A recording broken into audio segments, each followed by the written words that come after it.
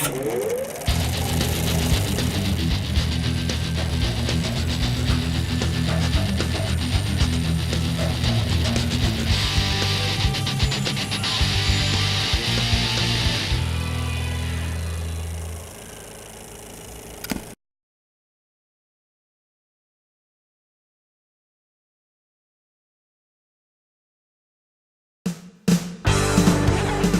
name is Marc Weinstein. I founded Amoeba Music with my partner Dave back in 1990.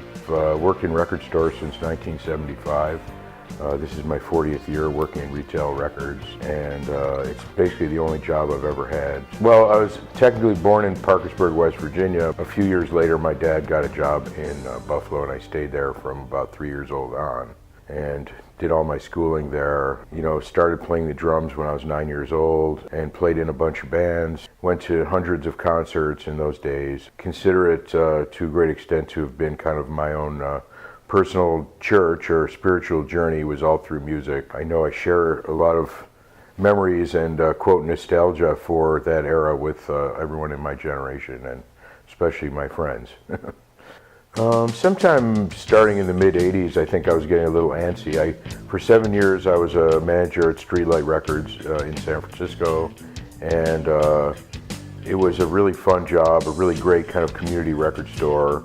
Although it lacked, you know, the space and kind of the size and kind of resources to do it to the extent that I wished it could be done, I really believe that inspired me more than anything. I remember a visit with the owner of that small chain of record stores. After visiting him and seeing his whole setup with his art studio and his view of the ocean, I was driving home. I was like, I just can't do this anymore for like 10 bucks an hour. I gotta start a store. And that was somewhere in the later 80s.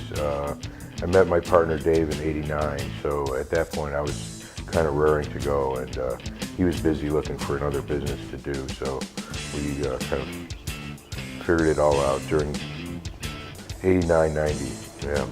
Being someone who works at the buy counter in my store quite often, that's a place where you really learn a lot about people. Maybe most of the customers are people you don't necessarily know, but when someone lays out their 50 records they're getting rid of, or 100 records, and you go through those records, you have learned actually so much about where they came from. I can almost tell you what high school year they graduated and what kind of drugs they were doing, and no, whatever. I mean, there's really so much in that,